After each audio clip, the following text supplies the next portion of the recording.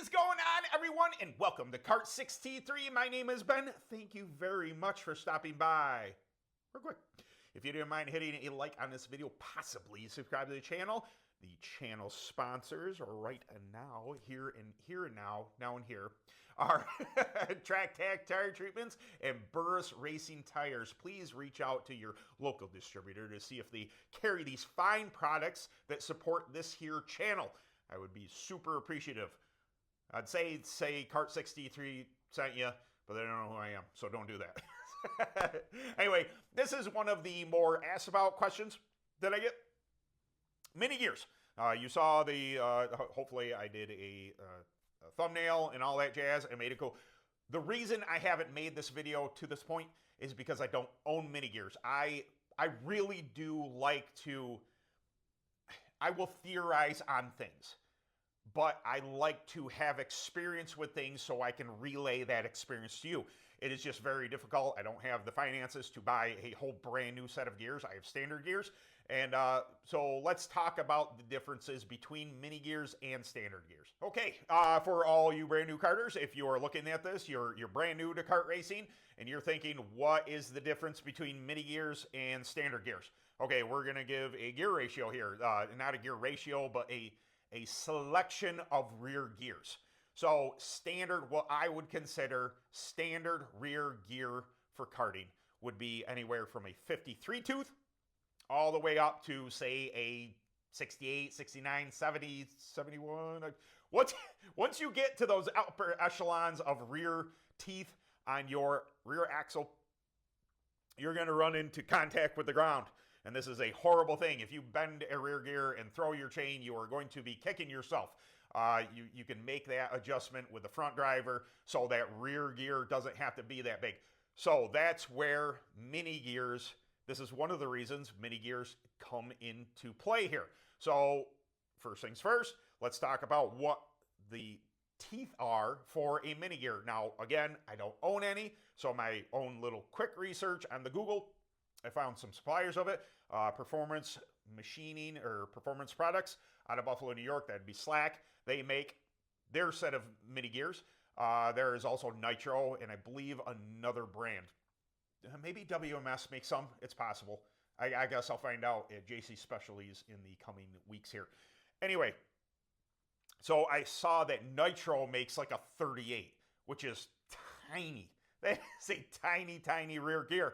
And then it would go up to, say a 50, 51, 52. So why would one do this? First off, you can run like a 4-bolt rear hub instead of a bigger sprocket hub like I would run with standard gears. All this is you can get similar gear ratios or run a similar gear ratio with a smaller driver. This also reduces rotating weight. And, for those of us who are, say I run the clone, because I've been running the clone this past couple of years. Rotating mass is speed. That is horsepower. The faster you can spool the engine up, the more horsepower you're able to utilize. Therefore, rotating mass equals horsepower. I believe this to be the case. Why people run mini gears is they get to run a smaller rear hub. Obviously the gears themselves is less rotating mass, able to spool up a lot quicker, maintain, that speed at top end. I'm guessing also, for instance, we'll take this gear ratio. I was suggested to run a track, may go run on my birthday. April 26th is my birthday, by the way. So, he suggested anywhere from, he said a 1048 to 51. Well, that would be in the mini gear range. I don't have mini gears. Lots of people do. Cool. So that got me converting. I have an 11 driver because I use standard size gearing. I would have to run somewhere in the neighborhood of an 1156 to have the same overall gear ratio. So that's pretty much it. I believe that, there are some really high quality mini gears. There's some also really high quality, bigger standard gears. Matter of fact, Performance, when I was looking this up, Performance has some really, really nice stuff up into the standard range from 50 to, say, 65. We'll just pick that range. But in general, people have asked me, why run mini gears? Rotating weight is the simplest of possible answers I can give you. There is going to be something, there could be an argument made for the way the torque is applied, because once you get into the angle of how hard you have to pinch off that, when you reduce that steep angle, it changes the torque slightly of the engine. Is there a lot to it? On a finite level, yes, possibly, but I think for the most part it is rotating mass. When you run mini gears, you're not wheeling around as much aluminum. Your rear axle is going to be lighter. You're going to be able to utilize your horsepower better through a set of mini gears. Do I think it makes that big of a difference? There's an argument to be made for running standard gears, and then at the end of the straightaway, getting into the chute, getting into the next corner, there's something to be said for running standard gears carries more mass, therefore carrying more speed, to whereas you're not, it's nitpicky, but some people will swear by it. They love it. They say it works. You should run this. I'm not going to disagree. I've never run mini gears, but I think in general that, I wanted to do this video because I do get new people who ask me, hey, what about mini gears? Is it worth it? They're a lot of money. Is it necessary for a new racer to have? No.